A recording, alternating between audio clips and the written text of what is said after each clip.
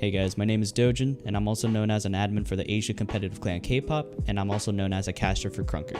I'll be talking about my perspectives on the current state of Krunker, and talk about things I've witnessed and seen throughout the duration of my stay in the community. This will be a sensitive topic due to the fact that I am talking about the game as a whole, including the community, and possibly even the development team.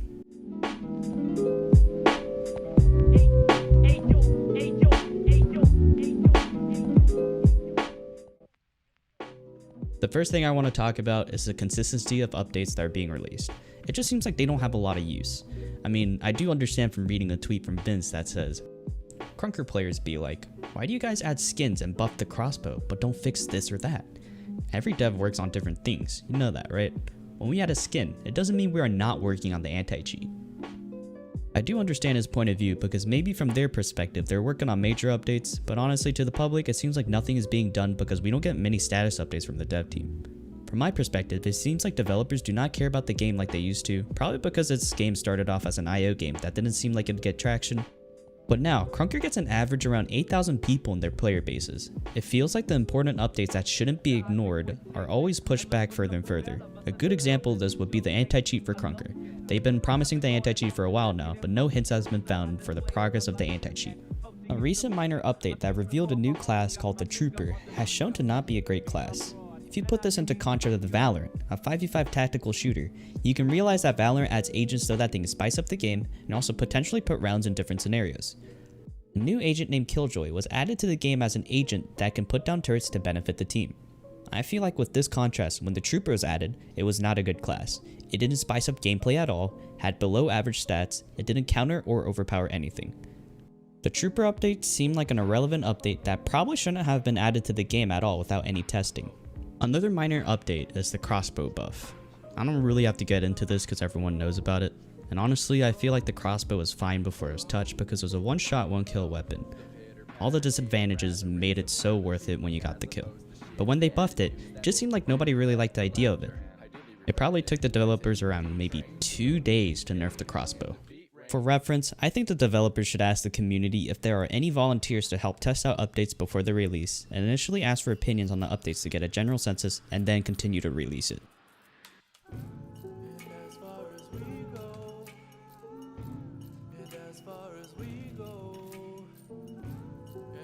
Competitive has been a place of mild toxicity, occasional drama, and gatekeeping. I've met a lot of great people through comp and never ran into any issues with them personally. But I just think that from an outsider perspective that wants to get into competitive and find people to play with, it just seems incredibly hard because of the demands that higher up competitive players want. If you don't meet a certain criteria of the needs they are looking for, you have no chance in coming into the community. Competitive has been on a decline ever since weeklies have shut down for an unknown reason. Like I said earlier, the community as a whole does not get enough status updates on what is happening, and with the minor and not relevant updates coming around, I feel like people are starting to lose hope. Now I understand that this might be something like a huge revamp and the developers and esports staffs want to surprise everyone with, but with the amount of time comp players have been waiting, it just seems like it won't be worth it at the end. Other than the competitive players and the weeklies on lock, there are a lot of different issues to address about Krunker.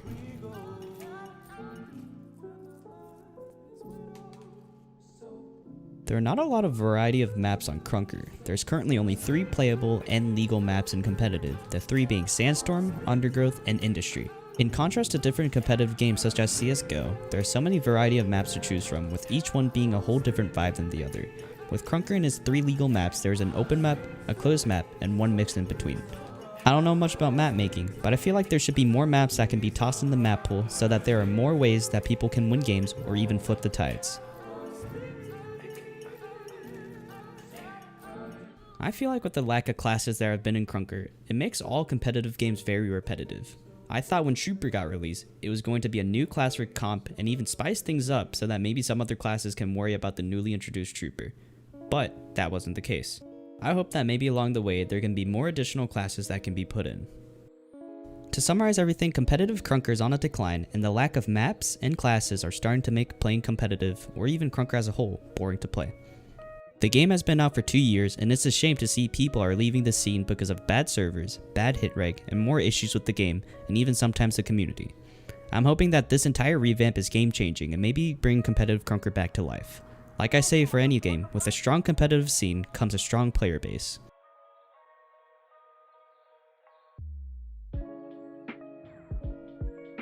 This is my perspective on the developers, so please don't attack me if I say something wrong. I'm certain that the developers are great people, but I honestly think they could do a better job. I do understand how overwhelming everything is for the developers, with the lack of developers on board and with a lot of things to do in mind, but I really do think that they have become a little lazy over the months. First time I joined this community, I've only heard praises about how the developers are active and how involved they are in the community, but as time flew by, I stopped hearing that. From several screenshots, I've come to a conclusion that some of the developers could not care less about what happens inside the community anymore and the drama that's involved. Well, don't get me wrong, I feel like that's a great thing, because if you're too involved with the community, I feel like there will be a lot of cons, or worse, maybe even getting involved in said drama. I think nowadays they're getting involved with the community, but in the wrong way. The only times I ever seen them around through screenshots or whatnot is because of them clarifying that some kind of drama will settle down, or they're working on fixing it. A thing that I've heard from other people is that the developers barely communicate with each other, and that's probably the cause of the minor updates being released that haven't been checked on, and the lack of support for other people in the community. Sure, the developers might handle different things at different times, but for important updates, I feel like they should work together, get it out of the way, and then fix the minor issues that come with the huge update. The good thing about having a major update release is that you can take a breather after it, think of another major update, and work on that slowly. I also think that there should be more staff members over at Yendis because of the responsibilities that are coming up with Krunker. I feel like it'd be cool if they had a whole separate support team, maybe have more developers on deck that will be able to fill in the gaps for any other developer that is currently working that is occupied with their real lives, and maybe even get ready for the Steam release. The Steam release has been on hold for a very long time now, but if the game is all fixed up and ready for the release, I could not tell you how many new players would be willing to play, and even possibly getting a better community on top of that. I'm not a developer myself, but I was a support member for a widely known Rocket League mod called Alpha Console, and I've met a lot of developers from different Rocket League mods there. These are suggestions that I think would work, but like I said, I'm not a developer and I don't know what goes on in the developing scene.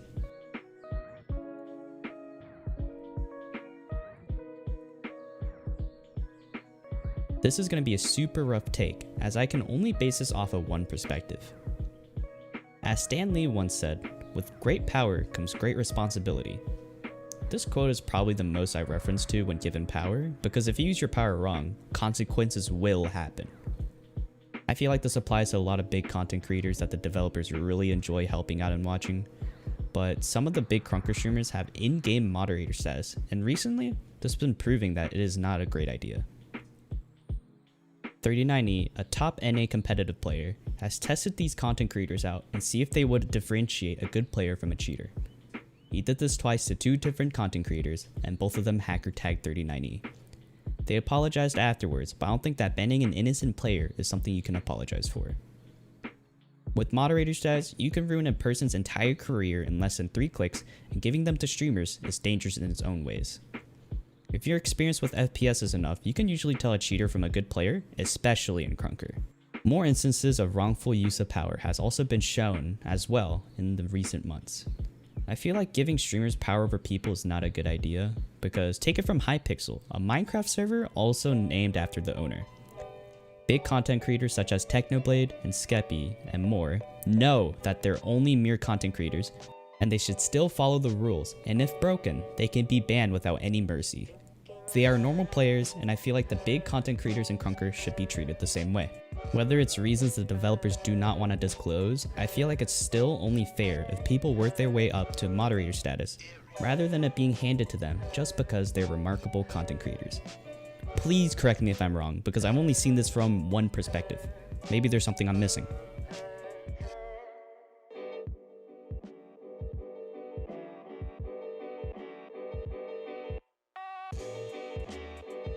What's a video without a joke? God, next, please. This one's a joke too. Next, please. I was just kidding. This isn't really a perspective, but rather things I've heard collectively from different people.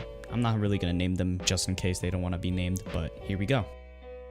I've heard from numerous people that breaching into an account is super easy, and hacking into an account is super easy as well. People hack into other people's accounts so easily, and I honestly have no idea how they do it. Luckily, some of these people get caught because of Sydney's IP logger, which is a great thing on its own. I mean, karma's a blessing sometimes.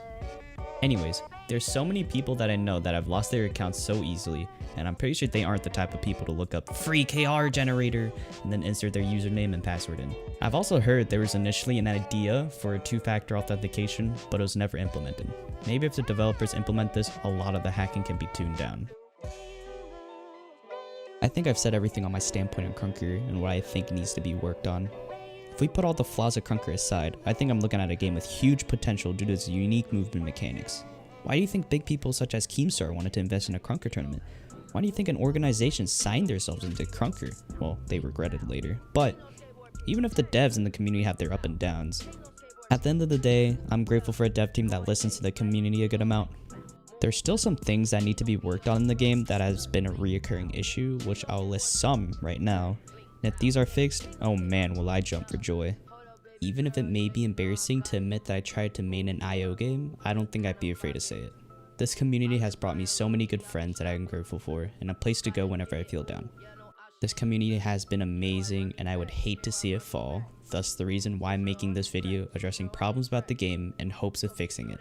I honestly hope this video doesn't offend or anger anyone, because I wanted to make this video more of a community / my point of view so that the other side of the community, such as the content creators and developers, can either talk to us and try to understand. Anyways, I think that's all I have to really say, and honestly, I love all of you guys. Thanks for watching, and I hope this video proves something.